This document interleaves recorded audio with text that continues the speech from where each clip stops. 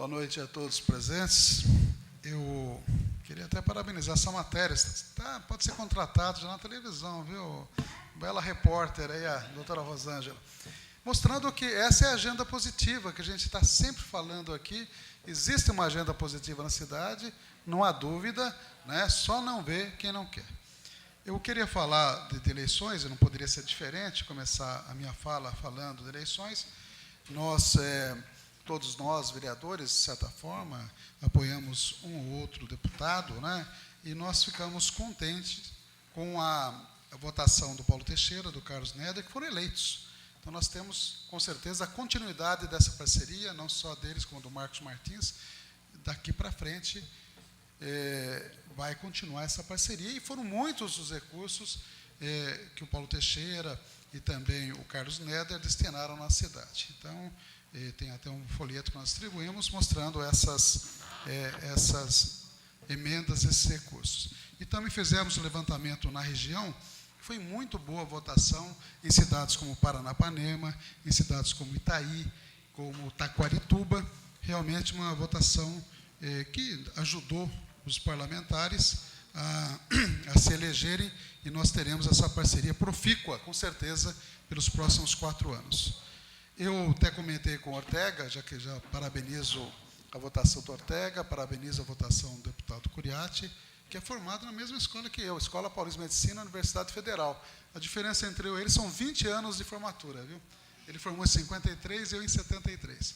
Isso é uma coincidência entre a minha pessoa e o deputado Curiati. E sempre quando nos encontramos, temos agradáveis conversas a respeito da Escola Paulista e de outros assuntos, né? E eu percebi que havia um desejo do eleitorado avareense do deputado local. Toda vez que a gente chegava, apresentava para um amigo, pedia um voto para os nossos companheiros, Neder e Teixeira, sempre alguém falava, mas eles são de Avaré? Então, eu queria até disse para o Marcelo, o grande mérito da candidatura do Marcelo foi que você conseguiu colocar, principalmente você, para votar no candidato local. Foi interessante isso, acho que todos perceberam isso, e essa percepção que eu tive durante a campanha vem a confirmar com vossa votação, que realmente você conseguiu colocar na cabeça do eleitor esse detalhe que eu não percebia em eleições anteriores. E com relação, parabenizando, portanto, os dois candidatos, um eleito, outro não eleito, mas com certeza vitorioso também o Marcelo Ortega e o deputado Curiati, né? Com relação a pesquisas eleitorais, eu não tenho dúvida, eu até estava lendo no Conversa Fiada, do Paulo Henrique Amorim, mostrando a legislação francesa. Lá é proibido, nas vésperas da eleição, mostrar pesquisa eleitoral. É uma lei de 1977, com uma atualização em 2002, uma lei francesa. Lá não pode. Por que eu estou dizendo isso? Eu não tenho dúvida que aquela pesquisa de sábado, em que as curvas dos candidatos se cruzaram, Aécio e Marina, influiu decisivamente no resultado eleitoral. Eu não tenho dúvida. Praticaram cerca de 8%, um pouco mais, dos eleitores, isso é direito dos eleitores, sem problema, foram influenciados pela imagem da Globo e com as manchetes do domingo de todos os jornais exultantes. Finalmente, Aécio se tornou viável. Isso era a grande torcida da grande imprensa, eles queriam Aécio, e querem. Essa é a imprensa brasileira. Os jornalões, a televisão, mostrando, a revista Veja, não querem Dilma, eles querem o Aécio. Mas o povo mostrou que a votação de Dilma se manteve sólida, constante, enquanto que de Marina desabou, porque houve a prática do voto útil. Aquela imagem das duas curvas se cruzando e com os Alexandres Garcias da vida comentando, as Miriam Leitões, né, da vida, comentando, influenciou decisivamente no resultado eleitoral. A meu ver, não poderia, na última semana, nos últimos dias, teve pesquisa terça, quinta e sábado, Ibope e Datafolha. Está errado isso. Porque eles manipulam o resultado e vai acontecer a mesma coisa no segundo turno. Podem crer. Então, precisaria, e é importante, uma reforma eleitoral, que, infelizmente, nenhum presidente, nem o Fernando Henrique, nem o Lula, nem a Dilma tiveram, digamos, o ambiente político necessário para se fazer uma reforma política, porque os próprios congressistas não querem. Os tiriricas, os muçulmanos, não querem essas mudanças, nem o Sarney, que agora está aposentado, não querem essa mudança. Na verdade, é isso, e é necessária, talvez, a reforma mais necessária seria a reforma política, que a gente um dia sonha que tenhamos, inclusive, o financiamento público de campanha. Porque a grande fonte da corrupção é o financiamento das empresas nas campanhas eleitorais. Isso eu não tenho dúvida. Mais alguma? Outra coisa que eu lamento muito nessa eleição é a falta de debate dos temas estaduais, não só aqui no Estado de São Paulo, de modo geral. A campanha eleitoral ficou eclipsada, ficou oculta, e não se discutiu a falta de segurança do Estado de São Paulo, não se discutiu a água de São Paulo adequadamente, a falta d'água, não se discutiu a péssima educação de São Paulo, não se discutiu a péssima saúde de São Paulo, não houve o debate necessário para a eleição paulista, infelizmente, porque há uma blindagem, isso não é só a blindagem, é o próprio sistema eleitoral que focaliza muito a eleição presidencial. A gente percebe que, infelizmente, o verdadeiro debate no Estado de São Paulo não aconteceu. Houve uma blindagem também para a imprensa do principal candidato, que acabou sendo reeleito em primeiro turno. Apesar de todas as mazelas do Estado. Você abre a torneira na Grande São Paulo, sem água, só faz barulho, só vento. Mas, enfim, fotos, por favor, falar os assuntos locais.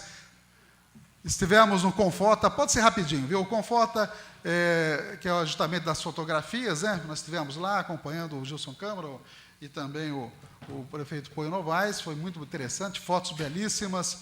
Também esteve lá o nosso secretário Lucas, o Dalcin.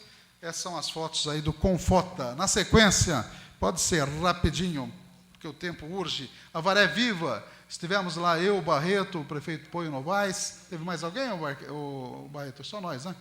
Aí também as charges, né? As caricaturas, aí a projeção de cinema e nós, com o companheiro aí na foto ali, né?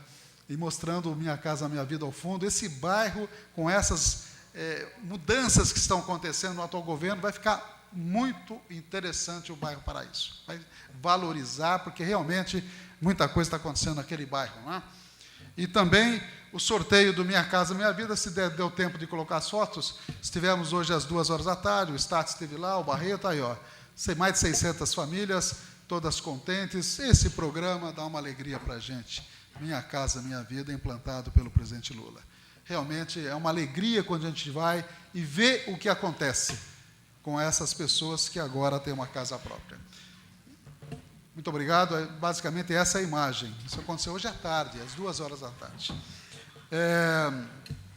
Eu queria só, de passagem, comentar até o Stati já falou, viu, Stati? Essa carta enviada a Vossa Excelência pelo Cleiton, eu até gostaria, se Vossa Excelência permitir, que mais vereadores tomassem conhecimento. A partir de fevereiro, chegou um ônibus, nunca teve esse ônibus para o esporte. E foram um total desde fevereiro, quando chegou o ônibus, 111 viagens, total de 2.138 atletas transportados. Eu acho que foi uma carta adequada para responder o questionamento que Vossa Excelência fez. Talvez a parte final, que talvez Vossa Excelência não tenha gostado, né?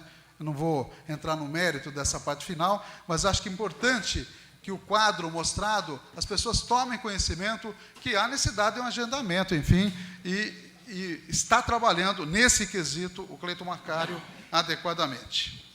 Eu queria, de passagem também, eu tinha mais 2 assuntos, mas eu só vou falar. Poio está sinalizando com uma reforma do secretariado.